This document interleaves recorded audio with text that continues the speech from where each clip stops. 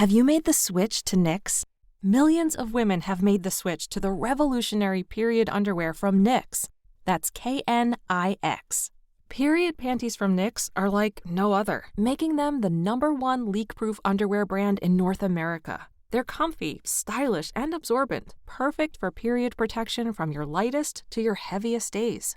They look, feel, and machine wash just like regular underwear, but feature incognito protection that has you covered. You can shop sizes from extra small to 4XL. Choose from all kinds of colors, prints, and different styles, from bikinis to boy shorts, thongs to high-rise. You've got to try Knix. See why millions are ditching disposable, wasteful period products and have switched to Knix. Go to knix.com and get 15% off with promo code TRY15. That's knix.com, promo code TRY15 for 15% off life-changing period underwear. That's knix.com. Gas mark 1, 2, 3, 4, 5. I'm gonna cook a meal that's gonna make you mine. We're turning up the oven, now we're ready to roast. When you touch me, honey, you'll love it the most. Come on and put me in a loving stew. Welcome to another Britflicks.com podcast. My name's Stuart Wright, and today's guest is Thomas Wright. Welcome to the show. Thanks so much, mate. Thank you for having me. That's my pleasure, my pleasure. Now, we've come to talk about your movie, The Stranger, starring Joel Edgerton and Britain's Sam Harris. Before we get into it, do you want to give a brief synopsis as to what The Stranger is about? Yeah. Look, The Stranger is basically a fictionalized retelling of an undercover police operation that was responsible for catching a person responsible for one of the worst crimes, certainly one of the largest crime investigations in Australia's history, which was the death of a young boy, and the film basically that's a very unsophisticated way of talking about quite a complex film, but it's basically catching a person who's responsible for the one of the worst kind of crimes imaginable. Yeah, and it's based on a book by Kate Kiriakou. I'm glad you said the surname. There you go. It was Kate's book is a true crime investigative piece of journalism, mostly about the police operation in this particular case, but also about all sorts of stuff to do with the victim and their family and the unimaginable pain that they went through over years and years and years of trying to resolve this case, as well as all the other suspects. It's a very far-reaching work of sort of investigative crime journalism, and the film has a much closer focus solely on people who never met that family and never met that victim, and didn't know them, but who sort of dedicated years of their life and ultimately really their mental and physical health to resolving the case for those strangers. Yeah. So there's no representation of the victim. There's no violence in the film. There's no representation of the victim's family. It's told entirely about this undercover operation, which is quite a unique construct, which involves convincing the suspect that they're a part of a large criminal organisation in order to confront them with insight that they may have committed this crime from police sources and elicit a confession, which then relies on that person leading you to evidence, because obviously you're giving them every incentive to confess. I mean, I'm actually not sure if that technique is actually legal in Britain. Actually, I know it's not legal in America, but it is here, and it was founded in Australia, and it was founded in Canada. Yeah, I was going to say I'd read about how it had been. It's notable in Canada, but I hadn't read anything about using the technique, because I guess there's I'm no legal expert, but there's in America, I imagine this is what entrapment is called, the idea of leading someone into a. Look, I mean, I think it has to do with certain incentives that are put out there, and the legal parameters of this technique are such that the organisation can't be seen to be involved in any violence, because the person making the confession can't do that within the context of feeling that they could be harmed if they didn't confess. The only thing it can hang on is them confessing because it's to their advantage. to progress in this organisation. So, yeah, in this particular case, there were up to 50 undercover operatives working to catch this one individual. The Guardian described it as a sophisticated crime drama, which I thought was a really simple way of describing what you've got. But also, it's a fairly elaborate film. I always describe it as being on one hand entirely structural and on the other hand entirely psychological. And I felt like with these sorts of films, I'd never seen something that took me deep enough inside a person's head. Because this undercover operation involved basically one central undercover operative having to befriend and really become the closest person to the person responsible for this kind of unnameable act of violence. And it was a very lengthy operation, about 5 months of full-time undercover work side by side with that person, spending every day in a car with them, spending all your time with this person. And I was interested in where does that take you to be in such proximity to darkness? Because, you know, for all of us, we all move from the world of childhood into the adult world, and that means confronting the darkness in the world, and a darkness that most of us will never really, really understand. And even the people responsible for some of that darkness will never really fully understand it. But here you have a very concentrated idea of that. Well, in that concentration on him, you then play with that's seems the wrong word. You used sort of non-linear techniques in a sort of telling the story with the police investigation that's going on alongside the undercover or was happening. Yeah, the idea is, you know, the film's told all around these kind of dualities. So the inside of a person and the outside of a person, the lie that they tell, the truth of what's really happened. And structurally, on one hand, you have this massive police investigation, a evidence-based detective-led investigation, which has led to this undercover operation. And the film tells that as two parallel narratives, which are revealed to be at the 3/4 point of the film parallel timelines, where the detective work has actually led to the undercover operation, which has led to, using all that information gathered by the detectives, has led to a strong enough psychological understanding of this person that they've led him to this day when they're going to go for the confession. What for you are the storytelling challenges of trying to compete, have those parallels timelines compete with each other? Well, look, that was something that, look, the way I wrote this film was that I spent about 6 months researching full time, 7 days a week, about 10 hours a day. Gee whiz. Mostly I would occasionally take a Sunday off, but I had between the legal side of things, the police side of things, the psychological aspects, the logistic aspects, the fact that it's basically about the making of a film, like the police are literally writing scenarios and crafting things on a day-to-day basis, casting undercover operatives, looking at locations, writing scripts to take this guy up through the rungs of this criminal organisation, as well as the actual detective investigation and the personal history of this individual. And again, this is all fictionalized in the film. All names and details have been changed, and I was in the act of creating characters here. But I felt that without getting a full understanding of the reality, I had no right to put pen to paper in this instance. And so I wrote and I basically built the film on the wall in kind of card form in my in the room where I wrote it. Because something like this it's essentially a 5-act structure with about 50 scenes per act. So it's a 250 scene film. So I really needed to build it first. And then when I sat down to write it, I wrote it in 6 days. And then I got hospitalized. Oh my goodness. The next day. Yeah, I got hospitalized with pneumonia. My whole body shut down. I couldn't breathe. I couldn't walk. I was it's the most sick I've ever been in my life. And I don't think I'd realized what a toll the 6 months of reading this material and dealing with this case had kind of had on me. And mean, it was a small window into what it would actually be to deal with this stuff on a day-to-day basis and work on these cases in a day-to-day basis. And, you know, it was a very research-heavy process of writing this, and we certainly, you know, we'll never be able to talk about how this film was really researched, who we spoke to or how we talked with them or what information was there, but I can say that people who do this sort of work and have been involved in these sorts of cases,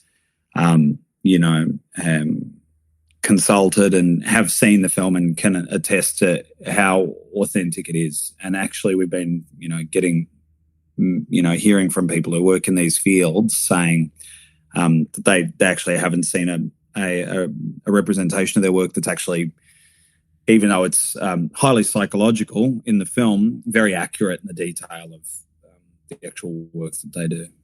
Your film definitely takes you into the heart of something that, from as a British viewer watching it, something I wasn't familiar with where the idea came from, the original case that's obviously famous and notorious in Australia. Plus, the technique itself was completely alien. So, yeah, that's right. Well, and I needed to assume that it was for everybody. That everybody came into this film as blank slates. Yeah, and it needed to explain all of this to them without resorting to cheap exposition and just having a character turn up and say what's going on. You needed to experience it. You needed to be put in the shoes of what it is to be a target of an operation like this, because otherwise I don't think you can appreciate just how sophisticated it is and just how convincing it is. It's like building a dream around a person, but I think it's been interesting because we didn't know how much interest in this film would hang on knowledge of the particular case and that sort of thing. And obviously we've just seen in the last few days, it's been since its launch, it's been at number 4 and number 3 on Netflix worldwide. So the third most watched English language film on Netflix worldwide for the last couple of weeks. Right. And it really is a small Australian film that was made, not without resources, but relative to what we were trying to achieve. It was such a tough film to make, a really tough film to make. But I think it speaks to people's interest in Joel and in Sean Harris and in what it is to see transformative performances too, because that's what I love in cinema. I want to see things that take you into places that you couldn't otherwise go, and that show you people under extraordinary circumstances, behaving in ways that are difficult to predict. Great character work.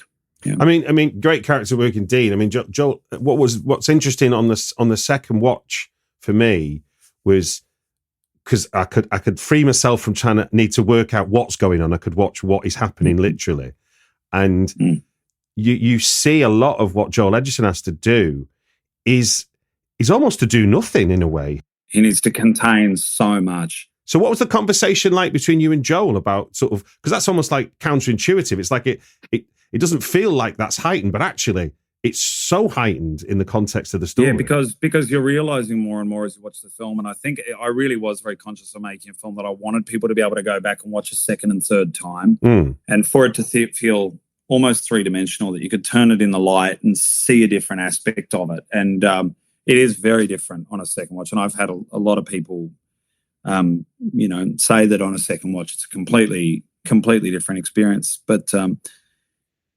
Joel prepared for almost 2 years for this film. He was involved in a lot of that research with me. I mean, he had access to it. And Sean prepared for over a year to play this part. And I just watched it shift them both on a really kind of atomic molecular level. They were not the people that they were when they began it. And it was a very tense, very difficult shoot because of that, because the whole film is about holding on to these lies and holding on to these false selves, like a performance of yourself. And I think, that it was very, very intense. And Joel prepared for a year, even with the relationship with his son, which is my son, played by my son in real life. Cormac's my little boy. So they had a year of talking to each other and sort of building that relationship and building that connection. Yeah. I mean, can you give any specific examples of scenes where choices Joel took in terms of when the camera's rolling? You were like, you couldn't have hoped for that kind of translation of the words on the page. You prepare and prepare. And then often, you mentioned just before we started talking about this about Kubrick, and, Kubrick's someone who's notorious for the level of control he exerted over his films, but he's also someone that, if you read closely what he said, was also all about giving over to the moment that you come to shoot and being changed by the material and finding something different on the day. Now, it's very different when you're Stanley Kubrick with a year to shoot a film, when you're us and you've got 250 scenes to shoot in 7.5 weeks. I mean, the maths is not good. It was a really, really tough film logistically, but there were definitely certain scenes. I mean, there's a scene toward the end of the film where Joel is, really very emotional, which we were shooting toward the very end of the shoot as well. And during the process of making this film, Joel found out he was going to be a father. Oh, wow. And that had a huge emotional effect on him, dealing with this material and dealing with my son so much as well. And when we got to that scene, to shoot that scene, I walked up to him and it was just the two of us, and I'd moved the crew away as we were relocating within a small area. And I said, I don't know what we're going to do here. And the minute I said that, he just broke down crying. And I said, okay, just hold here. And I said, get the camera over here right now. I don't need any equipment. I need you to bring the camera over here, clear everybody out. And we brought the camera over and we just shot that moment, which had been written completely differently. And I won't tell you what it was or what was intended there or anything like that.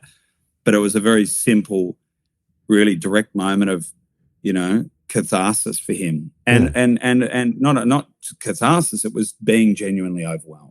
That he'd had to hold on to all of this bodily. Like you said, so much of this film with Joel is about holding that tension in. Yeah. And, as you watch the film, and maybe when you watch the film a second time, you realise Mark's not a very sophisticated character. And remembering that that's not even his real name. We never learn the name of our central character in this film. No, I tell you what, Thomas, the second time round, you realise how powerless Mark is more so than when you first watch it. Yeah, that's right. And he only has about 2 sets of clothes that he wears and he alternates them. It's like he's an incomplete character, and so is Henry, so is Sean Harris's character. Both are completely, hidden. And so that was certainly a moment like that. But there were many moments like that when you're dealing with actors that are that strong.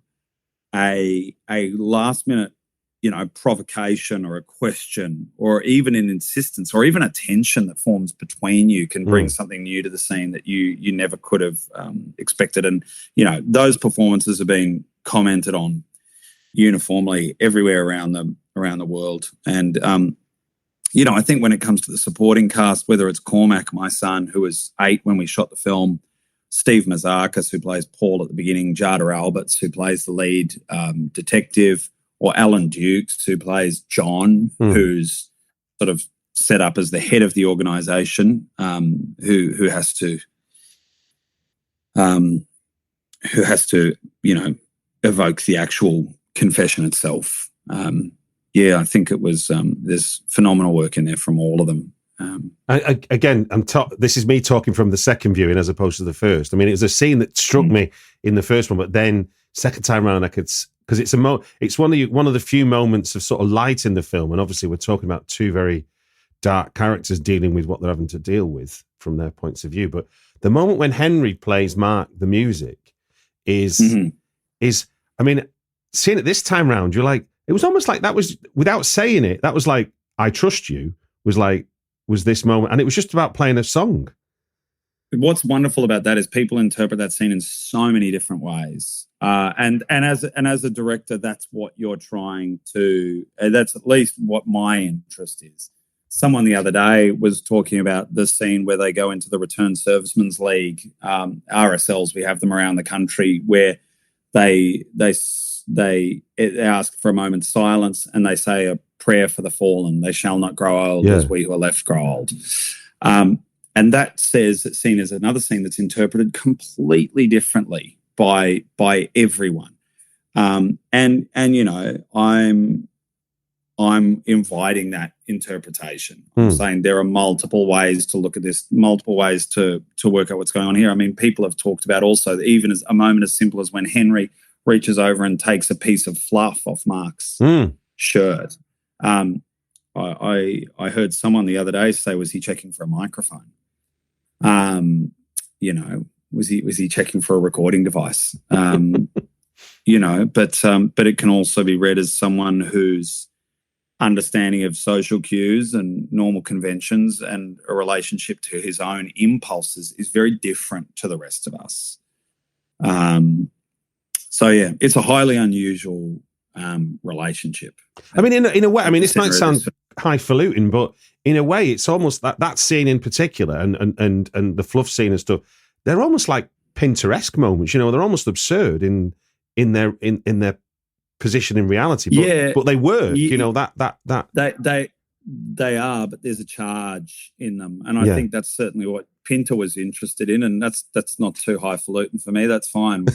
We can talk about Pinter, but it's you know, there's a charge that's present, an interpersonal charge that's there in everything for Pinter. He's looking for creating an almost physical tension between characters, and this entire film is built around a kind of physical tension, and even, you know, building the film around breath and the idea of breath, beginning the film with breath, asking you, the audience, to breathe, is something to me about ensuring that the film feels physical and feels anchored, and that you are having a physical relationship to what's happening there. And it's been interesting to watch the success of the film on Netflix, because, you know, when it premiered here in Australia, it premiered on IMAX, and I love seeing the film on that screen, and for me it really was intended to be a big screen work of cinema. Yeah. But the other side of that is it's also incredibly personal and incredibly psychological, and about a kind of exterior darkness finding its way into yourself and into your home, and that's obviously translated really well on the on a platform where people are watching it at home.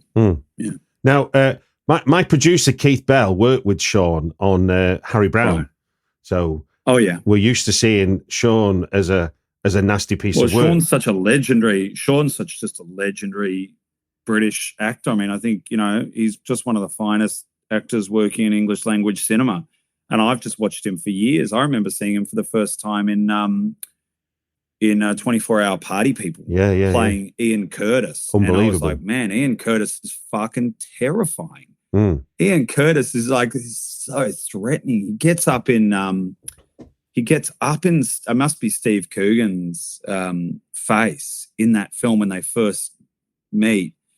And there's just there's a rawness there with Sean that I've always been so drawn to. He's such a physical actor. And with this film, I mean, I think he really went somewhere else entirely.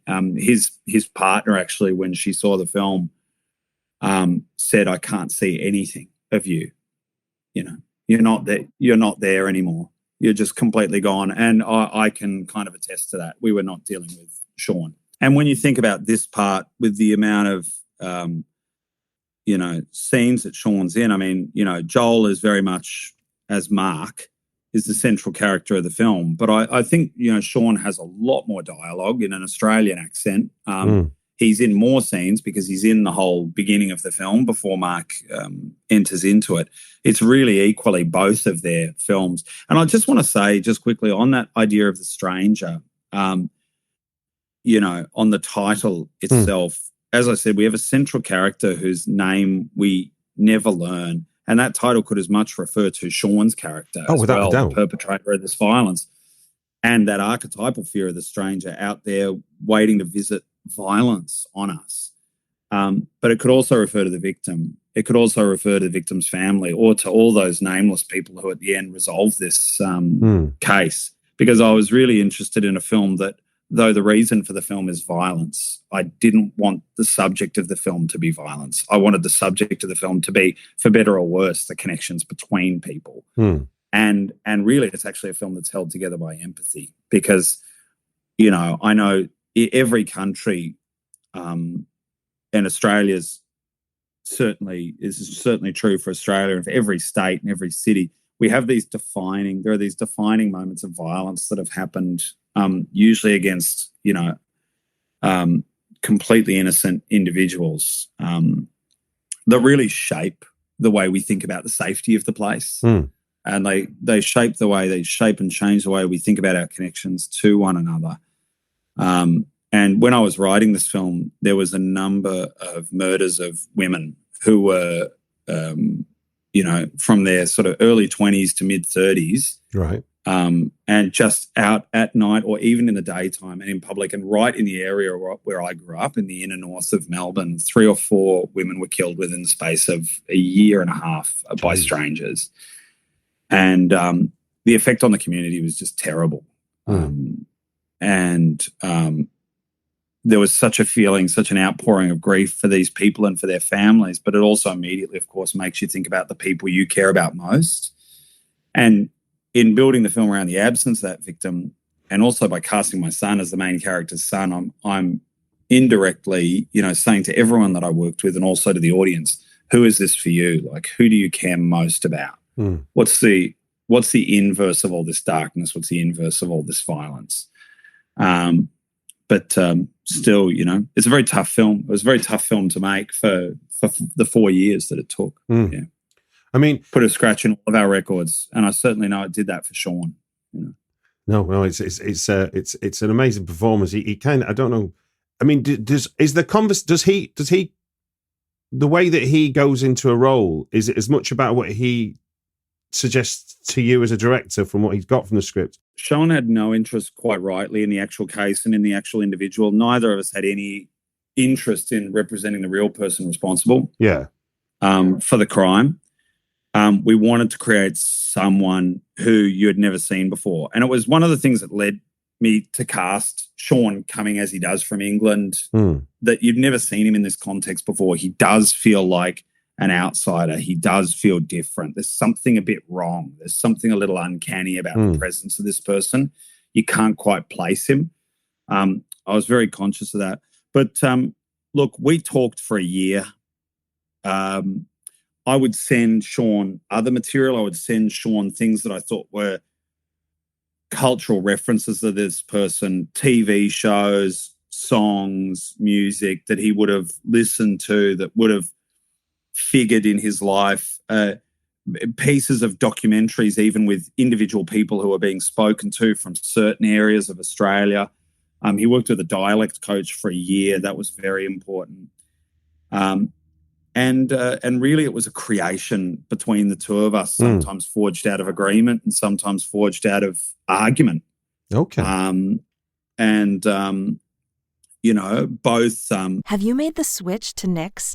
Millions of women have made the switch to the revolutionary period underwear from Knix. That's Knix. Period panties from Knix are like no other, making them the #1 leak-proof underwear brand in North America. They're comfy, stylish, and absorbent, perfect for period protection from your lightest to your heaviest days.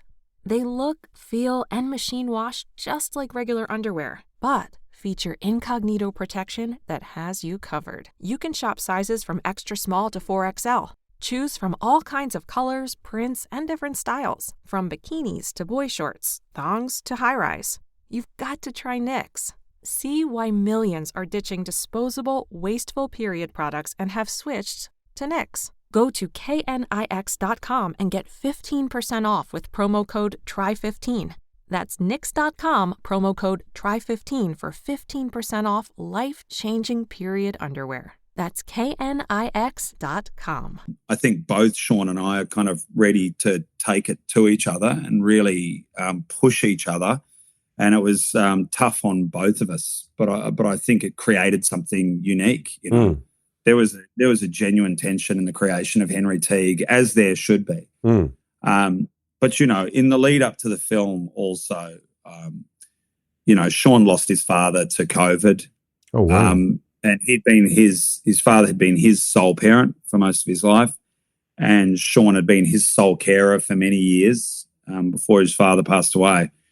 And then he had to fly over here, almost immediately after that, And we were in the middle of the pandemic at the time, and he was locked in a hotel room for 2 weeks with the police and the military checking on him daily. And then he had to emerge and play Henry Teague, and he threw everything that he had into that transformation, and it took a lot out of him, I think. But I know he couldn't be more proud of the work that's there in the film.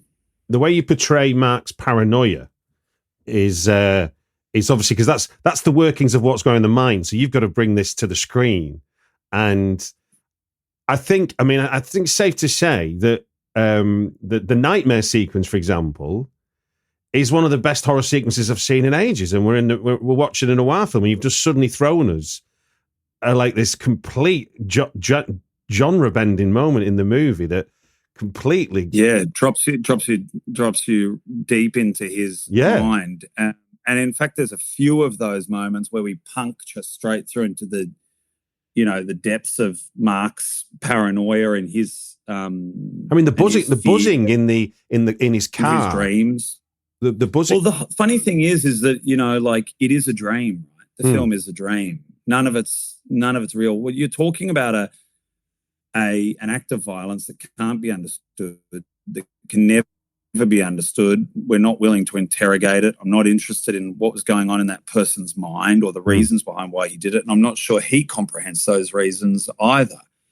And then you're dealing with a whole fiction where this person is being introduced to a dream life where he can be freed from all these connections to his past and to himself. And he says multiple times, "This feels like a dream," And for Mark, he's descending further and further into a nightmare. And I wanted to take us quite literally into his head and into those nightmares and into a version of himself that was being changed by this experience, where he was no longer the person who he was at the beginning of this thing, that he was somehow merging with parts of Henry or merging with darker parts of himself or merging with this character he was creating. And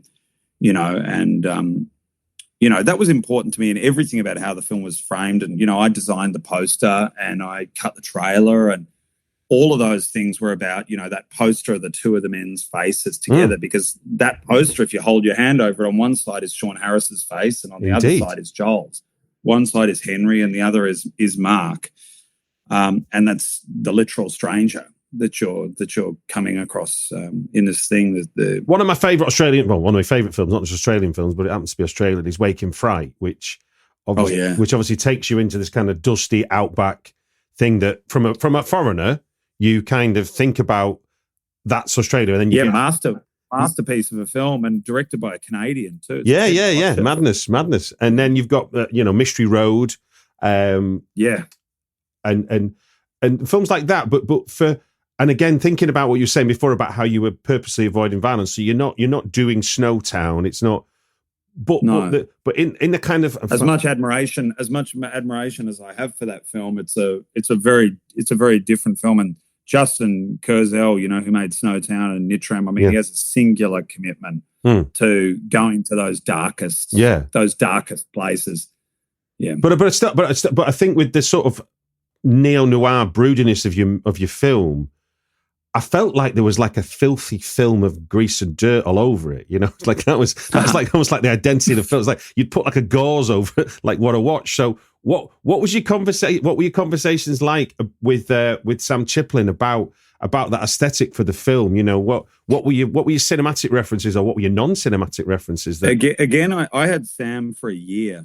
Sam and I prepared for this film for a year because we knew we were going to have to shoot so fast, and we knew we were going to be, there's an old Gordon Willis quote. Gordon Willis said, "When in doubt, turn off a light." And we sort of took that as a mantra. It's not about more. It's about stripping things back and actually getting back to a cinema of darkness. And it's not necessarily noir, because it's not necessarily as expressive as noir. But when you look at, say, Conrad Hall's photography in the 50s. If you look at a film like In Cold Blood, or if you look at those early Gordon Willis films, even Godfather 1 and 2, there's a profound use of darkness and negative space. And look, this film needed to have a very strong classical awareness in terms of its photography and all its production design elements, because there's so much narrative in the film that I felt like if you had a scrappy, handheld, rough feeling film, honestly, I think it would be overwhelming. And I think when you're dealing with this subject matter and you're dealing with this level of structure in the film, you needed to really direct the eye, really direct the audience's eye, give them very clear images to hold on to, and really to use negative space to focus their attention, and sometimes to use the kind of inverse, to use white or blank space with the detective side of the story, which has quite a different photographic attitude. But I wanted to give it a real sense of classical mystery. And the film's shot on extraordinary lenses that were actually really pioneered. Their use was pioneered by Gordon Willis in the late 60s, early 70s, which are the Panavision C-series lenses, anamorphic widescreen lenses. They were also used, there's some of the most storied lenses in cinema, but the lenses that we use on There Will Be Blood. And, when it comes to those kind of, to that anamorphic frame, you're obviously talking about space and the creation of space. And with the width of that frame, I also knew that I could hold two characters in the one shot, which gave the film an intensely claustrophobic feeling. And my first film, Acute Misfortune, is actually shot 1:3:3 to 1, so it's almost a square, and shot on Panavision Primo lenses, which are very romantic Hollywood lenses, lenses used on films like Mulholland Drive, American Beauty, even. So with this, these lenses have a lot of texture. They have a lot of feeling. They're quite idiosyncratic lenses. But I knew that they were going to feel tremendous in those kind of desaturated, really bare exterior landscapes. And again, when it comes to that and the dreamlike quality of the film and the feeling of those landscapes, that's not just there for affectation. We haven't just gone and set the film there because, I'm aware that we're joining with an Australian film tradition about these kind of places that don't want you and where you feel unfamiliar and where you're exposed, but also because practically they had to keep that character isolated. They can't have him in populous areas. You can't have him in the city. You can't have him in you have to keep him in these kind of badlands where there's no potential contact that he can have with people that aren't police. Oh, wow. Yeah. But we looked at, tonally, we restrict the palette an awful lot, but that extends right through from the locations and the colours of the walls down to wardrobe and, the elements that are selected. We were trying to create a world that did feel dry and desaturated and tough, and not to do that in an artificial way with some, grading trickery at the end of the process, but that it felt real and it felt physical. And, again, talking about breath and the way breath works in the film being such a central theme, it's something that people have tried to avoid a lot with those anamorphic widescreen lenses, which is as you roll focus through them, they breathe. We talk about them breathing. They have a vertical movement that happens with those lenses. And that's something that we tried to use along with all those elements that were sort of, restating that theme over through the film. No, and it's really arresting. There's strange. One of the colours that springs to mind, which isn't a colour I'd associate with as I understand Australian cinema, is like olive green, like that. Which is not a standout colour at all. It's but that permeates a lot of the interiors and stuff. From the eye. And I think obviously you have a lot of that with the sort of pine forests. And I suppose toward the end that are on the other side of the country. Yeah.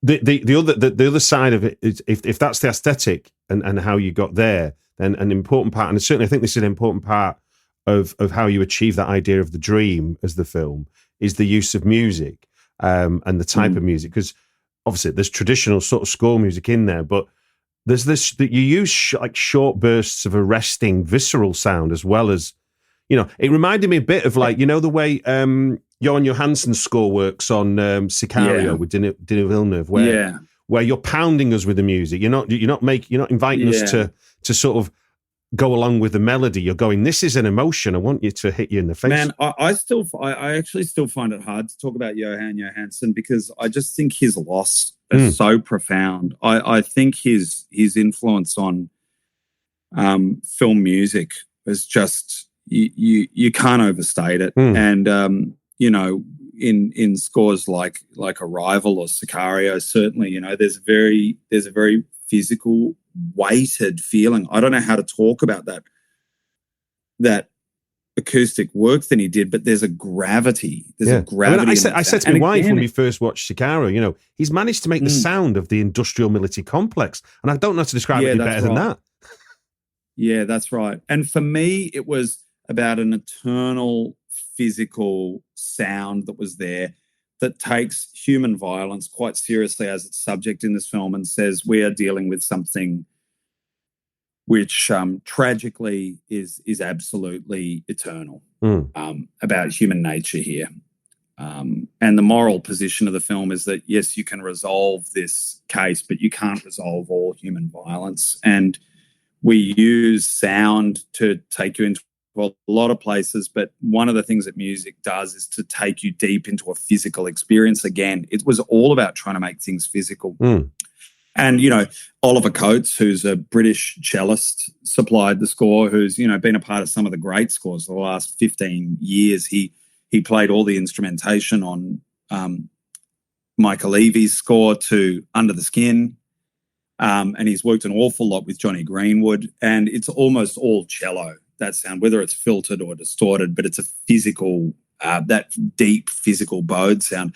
And I also worked with an experimental percussionist called Matthias Schack-Arnott, who created that kind of fluttering, visceral sound that's been variously described as like an indigenous bull roarer, which is an instrument that was like a declaration of war, or like a moth fluttering against glass, or something trapped, or a heartbeat, or, or again, it was all about attaching it to that central idea of again, we keep returning to the dream and the physical.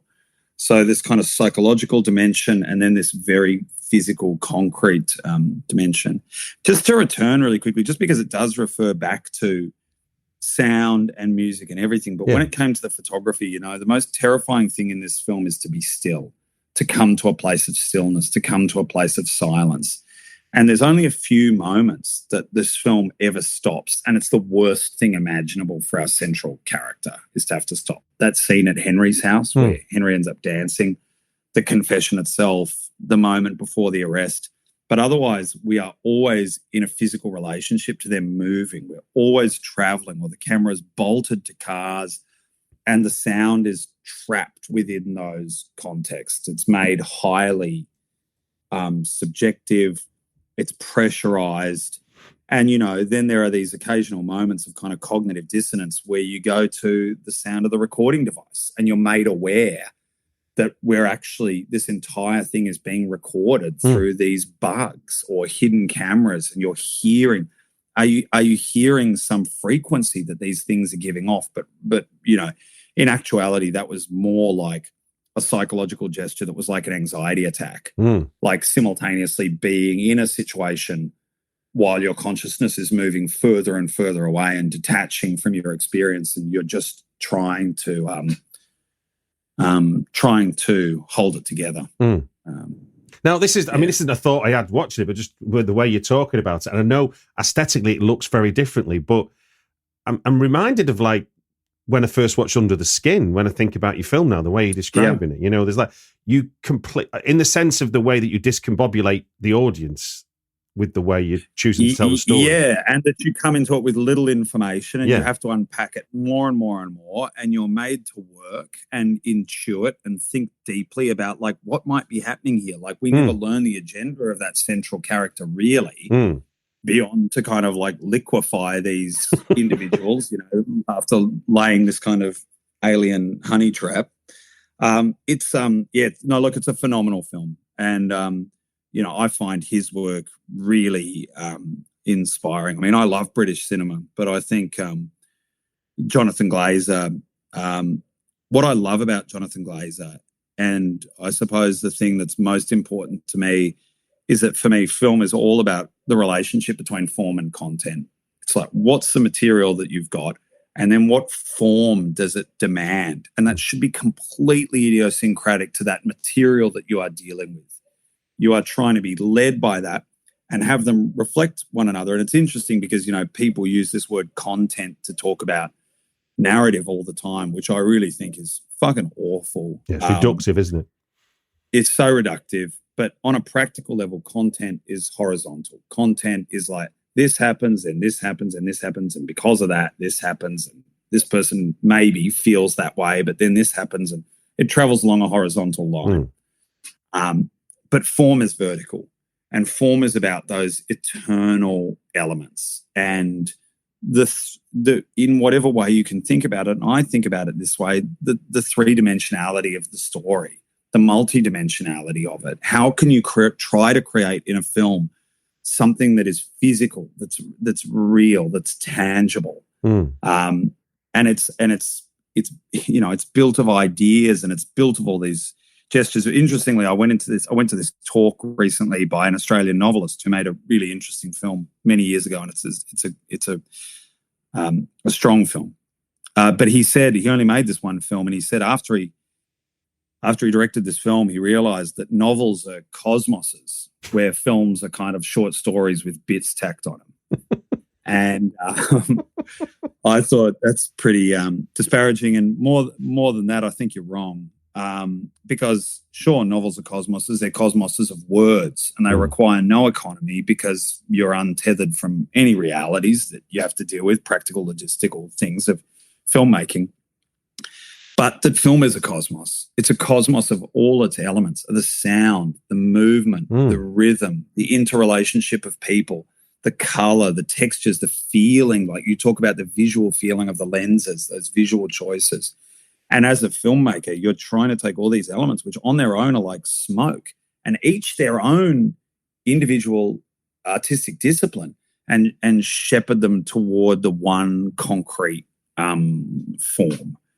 And if that weren't grounded in the material, it would be just aesthetics, and that would be as meaningless as pure content. It would be pure form. So it's got to be the tension between those two things. What is this story? What binds this story together? And then what is the unique voice of this film? What's the unique form? Well, that's a good segue for my last sort of question really is about edit is where the form really, really comes into its own. You've got all the pieces that you've brought to it. You've got what you chose to shoot, the people you've cast, the sounds and music you've created around it. So what did you discover about The Stranger in the edit that wasn't evident going into it? It's interesting because for people who are very interested in film but haven't made film, there is no way to explain what the edit is or really how it works. Yeah. Or to make it clear that it's actually the defining part of filmmaking. Because you write to shoot and you shoot to cut, but then the language that you find in the edit, it needs to be responsive to the material. And if you're really doing your work properly, at some point in time, you have to be led by the film, and you have to let go of a kind of illusion of control and seize the control that you have in that edit. We try to be responsive to everything, to find new associations and new connections, to shift things if we need to tighten things. Obviously, you're losing things just on a practical level. All films end up, hemorrhaging scenes. But you're trying to create something concrete, and it's like, when a film works, I think they get to the point where they feel fated, where they feel like everything is aligned and traveled into this place. But really in the background, what audiences don't see, that it's like trying to solve a Rubik's Cube that's as big as a house and it's in an irregular shape. And everything that you move affects something somewhere else. And there's no organized paradigm about how you can approach an edit. It is just relentless problem solving, from the largest problems down to the smallest, until you're dealing with those infinitesimal one frame changes that by the end can mean everything. But every frame on this film is just touched dozens and dozens and dozens of times. It was really important to us who made this film, the filmmakers, myself and all the heads of department, that we made a film that was really of the highest international standard. We didn't want to make a strong Australian film. We didn't want to make we know the lineage that we're a part of. We're very proud to be a part of that lineage of sort of Australian crime cinema. They're some of my favourite films. They've really shaped me and they've shaped this country. You know, you talked about Wake and Fright, or films like Chopper, Justin Kurzel's films, Rowan Woods' film The Boys, Animal Kingdom. I mean, there are just so many. But I'm as influenced by them as I am by a much more art house history of Australian film. You're thinking about all these things all the time, but really on a craft level, we wanted the film to be able to be able to work at an international standard, and that was what we tried to hold ourselves to. And it was like getting pulled apart by horses on the on the budget that we had and the time that we had. It was it was really tough. It took a long time to recover from. I couldn't be more proud of the edit. Couldn't be more proud of my work with Simon, who he also cut the Babadook, actually. Oh, did he? Okay. This is only, I think, it's one of the very few narrative features that Simon has cut. His first feature film was Babadook. He also cut Jennifer Kent's second film, Nightingale. Yeah, but I know it means a lot to him because it was a very fluid, very complex edit, and I'm really someone who believes the film should be remade in the edit. Yeah, no, it's a brilliant work of art. Your movie, I won't try and put into words how much I enjoyed it. It was just a brilliant film, and I'm really glad to have had the chance to talk to you about it. One last thing, I put it at the top, and I've forgotten because we got straight into the film, but obviously this The Stranger played at Cannes on Certain Regard. So what's a memory from an Uncertain Regard world premiere that you'll hold on to for a long time? Cannes, we were the first Australian film in 8 years to play in that section. And it was, I got to speak to Justin about his experience, but no one can really prepare you for that. And, the film received a 7-minute long standing ovation at the end, and I couldn't get out of there soon enough. It was awful. I was just like, it's really as a filmmaker, unless you really are, I don't know. It's certainly not the way I think about art, but you're trying to put all your attention, everything you have out there in that film. Every fiber of your being is in that film, on that screen. The last thing you're doing is thinking about yourself. You're trying to get the best out of all of your collaborators, everyone that you're working with, down to the last person, down to the worker the dialogue editors, everybody. Those guys made such an impact on the film. You're down there in the weeds till they peel your fingers off it and say, right, that's it. You're not allowed to touch it anymore. That's it. It's done. And you have to walk away from the film. And, someone said to me after my first film, films aren't finished. Films are never finished. They're just abandoned. And I responded that, no, they're taken away by the Department of Child Protection. Like they are taken, they are ripped out of your hands, and there's a kind of trauma to that, like this thing is gone. And then to have all that attention turn on myself and on the other key creatives on this film, I think we all just to be honest, just wanted to get the fuck out of there. Like, it's an honor and you love it. And they're insisting that you take ownership for this film that you've made. But interestingly, after that premiere, I heard a story about Justin Kurzel trying to walk out of the standing ovation for Nitram. So I don't know if it's just something about the Australian character or something about Justin and I more particularly. But yeah, no, look, it was a great experience, and I got to spend some time with Ethan Coen, and for that, I'm eternally grateful. Well, look, The Stranger's on Netflix. For anyone that wants to see it, let's listen to this conversation, and it just gives me to say thank you very much for giving your time on the Britflicks podcast. Thanks so much, Stuart.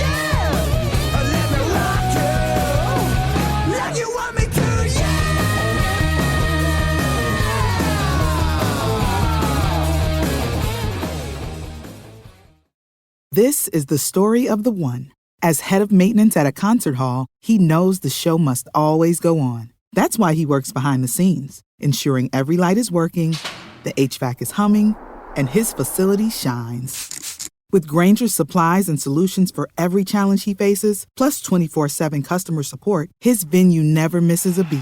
Call quickgrainger.com or just stop by. Grainger, for the ones who get it done.